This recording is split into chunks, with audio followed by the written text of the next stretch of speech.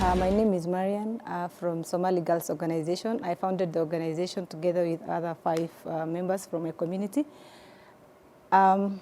We specifically focus on and aim to have a just and free society and where girls can transform their dreams and potential dreams to reality. And therefore, we mainly focus on ending FGM, child marriage, and violence against girls and women. I founded the organization because of my experience. I went through the cut at a young age, and it was a horrible experience. And I realized how that was not fair to girls. And I wanted to mobilize and create a campaign around FGM and child marriage to ensure that girls and women can also stand up for themselves and say no to the cut. Because most of the time I realized that in our community the girls are cut at a young age. They don't have consent. They don't know the harm it can bring to them in future. And therefore mobilizing and creating awareness around the topic helps women and girls to understand their rights and stand for themselves. So far, we have programs in educating young mothers on FGM because we want to end FGM with this generation, so that the next generation will be free from FGM. And so far, we have impacted. We have 60 women on the ground from different villages, and they are our ambassadors in carrying out the campaigns against FGM. And also we go to schools and coach and mentor girls, young girls, so that they also understand the harm it does to them. Because you realize, yes, we know it's painful experience, but we believe in it. We believe in it, and they also believe in it. And the only way we can eradicate the harmful practice is informing them about the health effect it has, the social effect it has, and the psychosocial effect it might have on them. So therefore, this helps them to understand the situation so that they can fight also for their girls and they will not cut their girls. We also involve religious leaders, and we have around 20 religious leaders from 4 villages, 5 each village, and therefore they help us in amplifying the message and trying to delink FGM from religion. Because my community, they practice FGM because they believe FGM is a religious belief and that it's a religious requirement, while it's not. Therefore, the religious leaders help us in informing this to their congregations and delinking FGM from religion. We also work with boda riders recently through the support of United Nations Populations Fund, whereby we engage young men because in our community, boda riders are the most used, and therefore they can reach every corner even when we have impassable roads, which is a big challenge for us.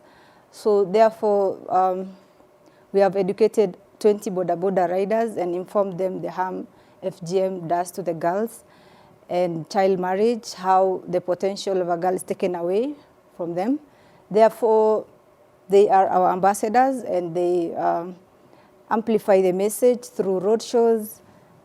Thank you. The biggest success for Somali Girls Organization was when we were able to convince religious leaders to support our initiative, to support the campaigns against FGM and child marriage.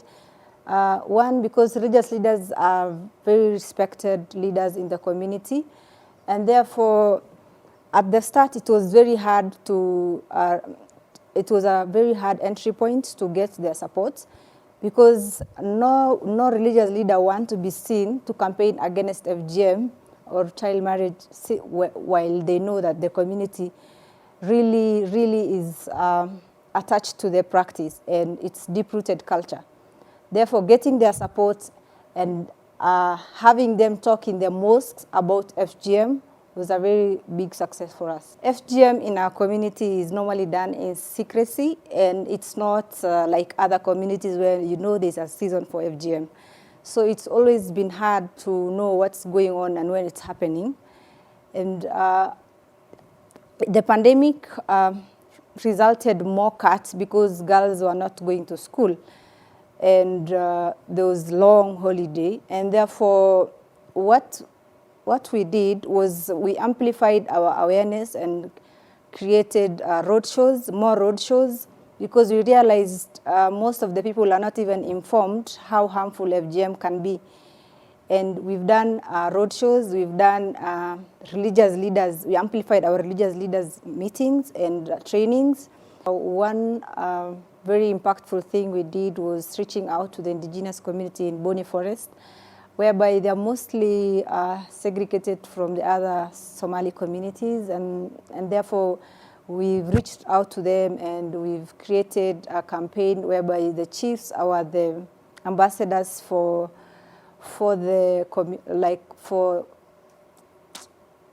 reaching out to the community and giving our messages on end FGM, because the area is also known for insecurity and it's very hard to reach most of the time by non-locals. So therefore we use the local chiefs to alert us when there is an issue of cut, when they see any cut or rape or early marriage happening.